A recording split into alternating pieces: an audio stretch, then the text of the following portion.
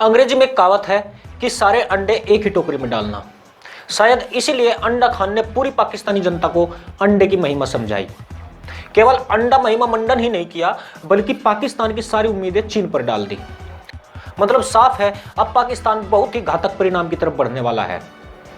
खास बात यह है कि पाकिस्तान जिस चीन पर आश्रित हो रहा है, दोनों में ऐसी कोई समानता नहीं जो इन दोनों मुल्कों की दोस्ती को सदाबहार और प्रगाढ़ बनाती हो।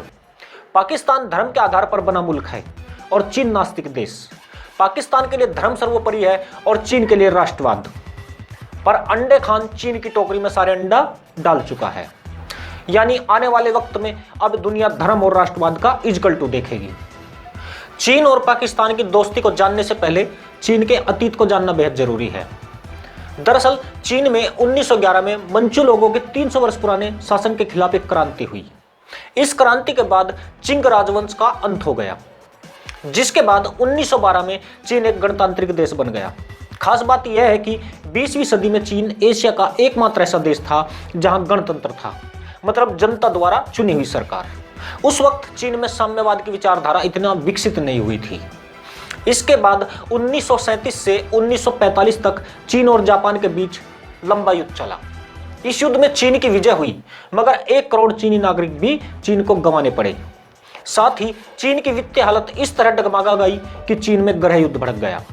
इस गृह युद्ध में चीन के साम्यवादी दल मतलब सीसीपी ने माओ तुंग के नेतृत्व में 1 अक्टूबर 1949 को तानाशाही सरकार की स्थापना कर दी, जिसे नाम मिला समाजवादी राज्य की लोकतांत्रिक तानाशाही का शासक, जहां केवल सीसीपी ही वैध थी। जब 1949 में चीन में घटनाक्रम चल रहा था, उस समय तक पड़ोसी फक्कड़ देश पाकिस्तान पैदा हो चुका था। यानी यह मुल्क उस वक्त भी आज की भांति भिखारी ही था। इसके कुटिल कार्यक्रम इस आधार पर चल रहे थे कि वह कैसे अपना एक अलग गुट बनाए जिसमें सभी हिंदुस्तान विरोधी हों। हालांकि तब भारत और चीन के संबंध सामान्य थे और जवाहरलाल नेहरू भी समाजवाद से काफी प्रेरित थे। मगर पाकिस्तान ने यहाँ पर एक जबरदस्त कूटनीतिक चाल खेलकर चीन को अपना प्रशंसक बना लिया। दरअसल 1950 में चीनी गणराज्य यानी ताइवान में गणतांत्रिक शासन था। इधर चीन में साम्यवादी दल की सरकार स्थापित हो चुकी थी।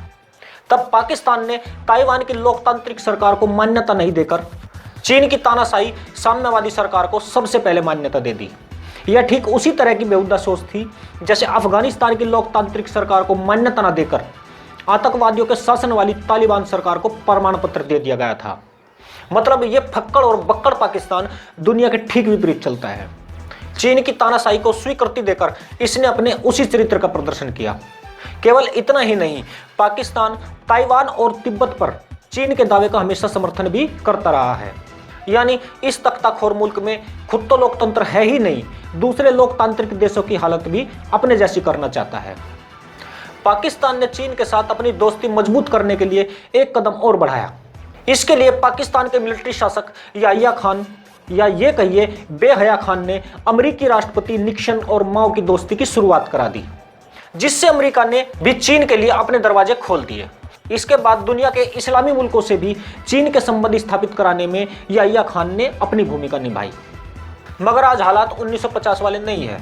आज दुनिया पूरी तरह बदल चुकी है। पाकिस्तान जिसे अपना सदाबहार दोस्त कहता रहा है, अब वह कुटिल व्यापारी बन चुका है। वह दोस्ती नहीं, अपना कारोबारी लाभ नुकसान पहले देखता है।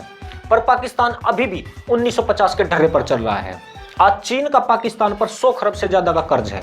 मतलब पाकिस्तान आधे से ज्यादा भी बिक जाए तब भी चीन का कर्ज नहीं उतार सकता।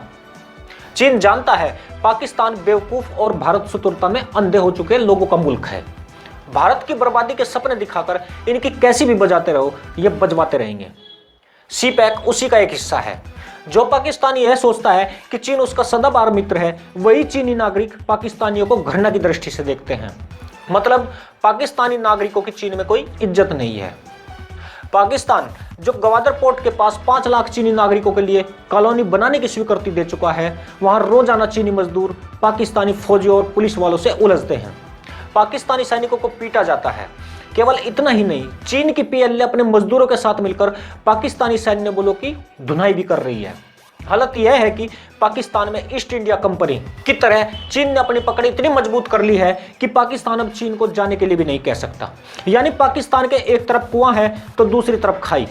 पाकिस्तान के स्थानीय लोग चीन का विरोध कर रहे हैं, मगर पाकिस्तान सरकार हिंदुस्तान विरोध के चलते आज अपने ही मुल्क की आज़ादी को गिरवी रख रही है। यहाँ एक बात और गौर करने लायक है, हिंदुस्तान में तो गांधी, भगत सिंह, सुभाष चंद्र बोस और अशफाक उल्लाह जैसे महान देशभक्तों ने अपने त्याग से हिंदुस्तान को आज़ादी दिला दी थी, पर पाकिस्तान जिसे होम डिलीवरी के रूप में मुल्क मिला कभी चाइना से मुक्त नहीं हो पाएगा, क्योंकि जिन मुगलों के इतिहास का भारत बहिष्कार करता है, पाकिस्तान अपनी पीढ़ी को उस इतिहास को अपना इतिहास कहकर पढ़ाता आया है, और वह इतिहास वर्तमान विश्व में न स्वीकार्य है और न आज अपनी कसौटी पर खरा उतरता है। आशा है दोस्तों वीडियो पसंद आया होगा, आपसे शीघ्र भेंट होगी, तब तक के लिए अनुमति दीजिए। जय हिंद, जय भारत।